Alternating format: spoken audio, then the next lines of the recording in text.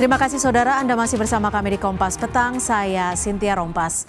Bendahara Umum Partai Nasdem Ahmad Saroni ditunjuk Koalisi Kim Plus sebagai Ketua Tim Pemenangan Ridwan Kamil Suswono dalam Pilkada Jakarta 2024. Ditemui usai sidang terbuka disertasi Doktor Ilmu Hukum di kampus Universitas Borobudur di Kalimalang, Jakarta Timur, Saroni mengaku siap memenangkan RK Suswono. Saroni juga tidak mempermasalahkan gagasan RK terkait anggaran 100 hingga 200 juta rupiah untuk biaya operasional tiap RW.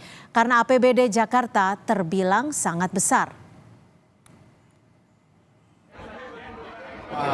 Tadi malam ada saya telepon menyampaikan itu tentang untuk jadi ketua tim sukses Ridwan Kamil. Udah itu dulu, yang lain-lain belum.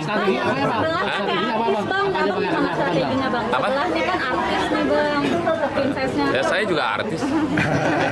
Banyak kan Pak RK sudah menjanjikan hal terkait sampai kecamatan 200 juta ya. Iya, tuh gimana tuh Bang? Ya nggak apa-apa, duitnya banyak kok Jakarta.